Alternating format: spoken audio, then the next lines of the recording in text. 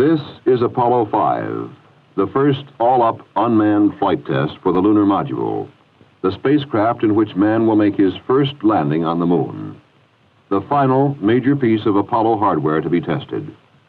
Now the lunar module, dubbed LM-1, sits in its protective technological cocoon atop the tested and proven Saturn 1B launch vehicle, waiting for the boost into the environment for which it was designed, space. It will not return to Earth, but will continue in a gradually decaying orbit until it re-enters and burns up. In the blockhouse at Cape Kennedy, the men have assembled to do the job. From Marshall Space Flight Center, from the Kennedy Space Center, and from the Manned Spacecraft Center, they have come to get the mission into orbit. That's affirmative. RTC, we use Site Select, Guido, GNC, and ECOM to Mila. In Mission Control in Houston, flight controllers wait to take over command of the mission as soon as it lifts off the pad. Among these men are 4 who watch with special interest. Astronauts Jim McDivitt and Rusty Schweikert, who are scheduled to fly the first manned lunar module. And in a support room next to the control room, astronauts Frank Borman and Bill Anders, who will fly the lunar module on its rehearsal of the first manned lunar mission. Go flight. GNC. Go flight. Procedures. Go flight. AFD. Go. Network. Go flight. Computer soup. Go flight. RTC, you on AFD conference. RTC's on the FD conference. Roger. Best of luck. Number 2 is go. Okay, go ahead and reload. All flight controllers preconditioned for attachment 2 of the internal count. So men wait in tracking stations around the world for the flight of lunar module number 1. For it is their information that will tell us whether it is safe for man. But what is this craft called the lunar module?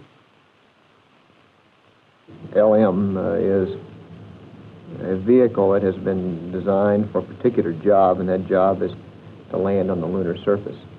It doesn't look like an airplane or a spacecraft in the old sense. It's not smooth. It's very thin skin, has a descent propulsion stage, a large descent engine which will be used to land the vehicle on the lunar surface in a manner very similar to that of a helicopter, except that instead of using blades for a lift, we'll be using a rocket propulsion engine. And the upper stage, the cabin and ascent engine stage, will be used to lift off from the lunar surface and make the subsequent rendezvous with the command and service module. So the LM is really the taxi that provides the transportation between the orbiting command module and the lunar surface. The lunar module is a unique engineering concept. Designed and built on Earth, it is out of place on its native planet. The airless surface of the moon, the empty reaches of space, this is where it belongs. The comfortable pull of Earth's gravity, the protective, life-giving atmosphere, these, to the lunar module, nicknamed LEM, are the hostile elements. Its engines cannot lift its own weight against the pull of the Earth. If it could fly on Earth, the aerodynamic forces of the atmosphere would tear it apart. So how do you test the lunar module before it flies in space? You test its engines in the man-made vacuum of an engine test stand. Its operating systems in gigantic vacuum chambers. You tumble it on stands in engineering laboratories. But the real test is when it flies. Roger, I am in flight control. Final status check, booster. Go. Retro. Go. Fido. Go. Guidance. Go. Ecom. Go. While the primary instructions for the mission are carried on board the LEM, the men on Earth in mission control can take over and fly it if necessary. But why all these elaborate precautions and details in an unmanned flight? Unmanned LEM-1 mission is one of the key missions in the entire lunar landing program. You must remember that the LEM is every bit as important as a spacecraft as the command module, the Gemini, or the Mercury was, and this is the first flight of the vehicle. Naturally, we'll all be looking at it with very, very keen interest. Flight CVTS Flag 2, verify your go for launch. Roger, we are go for launch. Okay, all flight controllers, let's play it cool. Launch sequence start. 15, 14, 13, 12, 11, 10, 8, 7, 6, 5, 4, 3, ignition clear. Ignition detected.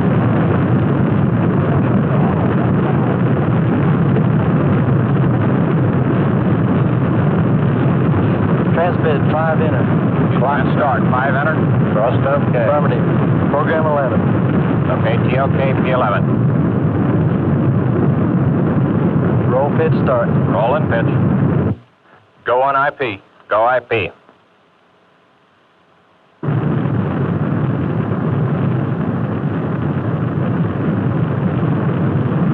Stand by for nose. The launch and insertion into Earth orbit are on the nose. Cutoff plus 50. Roger, cutoff plus 50. The aerodynamic shroud is jettisoned. Roger, nose cap jet. Now, the next critical step, the opening of the protective metallic petals and the separation of Lunar Module 1 from its cocoon. RTC booster, transmitting slot deploy. Roger. We are transmitting slot deploy. Okay, all flight controllers, we have slot deploy A and B relay indications, no physical monitor indication. Everything is nominal. We get a go for separation. On schedule, the reaction control engines of Lunar Module 1 pull it free of its protective cocoon. The space butterfly rests its wings before it flies. Now begins the long coast preparatory to the first firing of the descent engine. While the LEM coasts, tracking stations pinpoint its position and determine its orbit with accuracy. In Houston Mission Control, engineers are testing the many systems on board. The LEM, I think, is like a big line of dominoes, every one of which has an effect upon the one it's associated with. And nothing can occur in one that doesn't somehow affect the others or the total mission. So, LEM 1 coasts on, guided by its onboard programmer, seen only by the radar eyes of the tracking network, watched over by the men in Mission Control. We will not pulse the engine.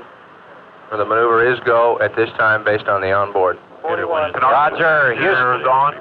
Roger, Houston is go for the burn. Request. The lunar module nears the Australian coast. The Carnarvon tracking station takes command. The time is nearing for the first burn of the descent engine, the first rocket engine designed to be throttled, a necessary feature for a lunar landing. This will be its first burn in space. Mark, predicted ignition. Dips on. Dips on. 10%. 10%. Phone. We got a ping caution. Program caution. Roger. Dips off. But something goes wrong.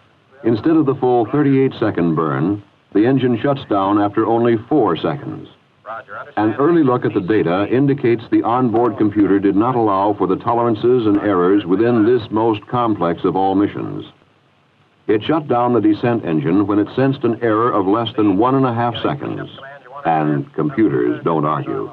Capability of a crew, I think, is very significant in that you can change your mind in flight. You don't have to be restricted by the rather narrow capabilities of any pre-programmed mission. Faced with the unexpected, the computer made the only decision it could, and it was the wrong one. Now the success of the mission rests squarely on the team in mission control and in the tracking stations. The nominal plan is out the window. On communications lines all over the world, the alternates are discussed. But the final word must come from Flight Director Gene Kranz. I guess our best plan here, and I think the way we're going to go is alternate Charlie. Go ahead. In the attitude you've got.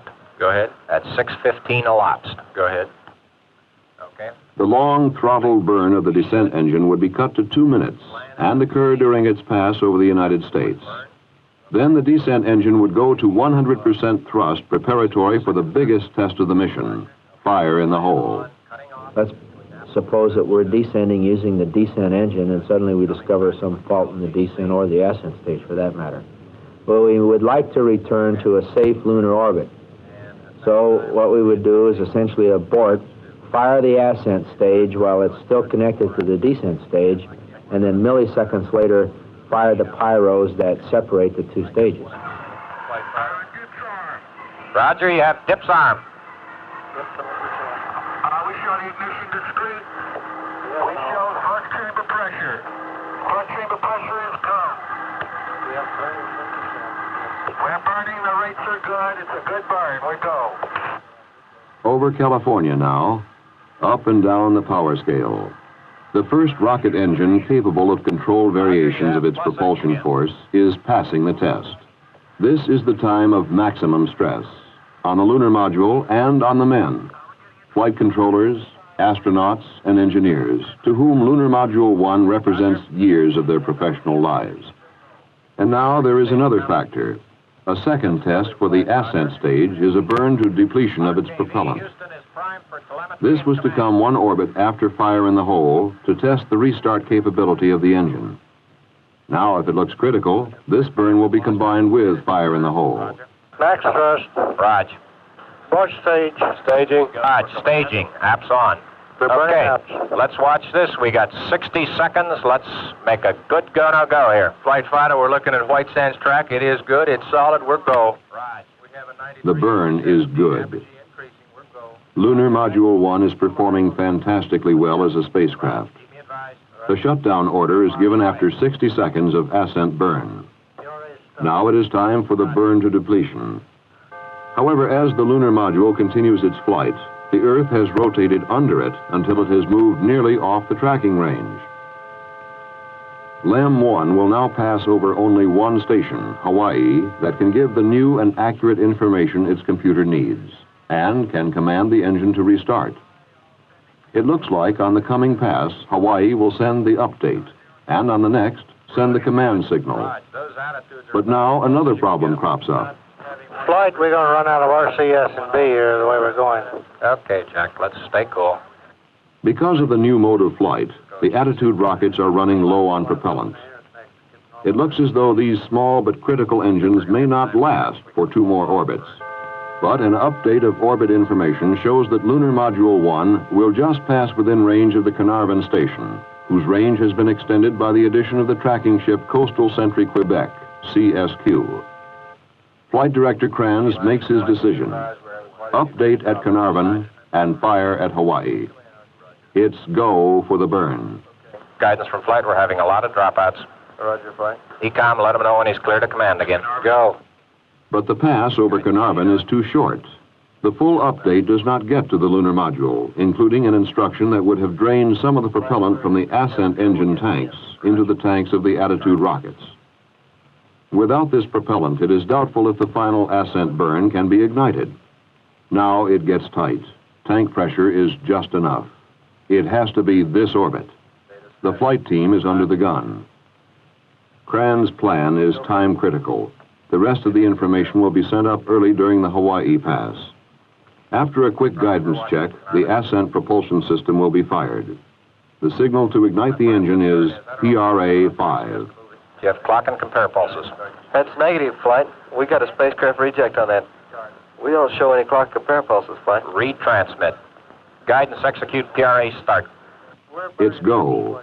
The burn works. And at shutdown, it holds.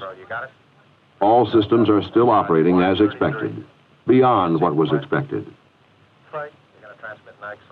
It's been a tremendous test of the engine, and that's what it was all about. Do you want me to stand by here? Negative, you've done it all, and good work, Gary. Beautiful job. Throughout the flight of Apollo 5, the lunar module had performed magnificently. All systems operated either as predicted or far exceeded the predictions. The inability of an onboard computer to cope with a programming error was overcome by the infinitely more flexible mind of man. Hundreds of additional commands sent from Earth put the lunar module through a demanding real-time test.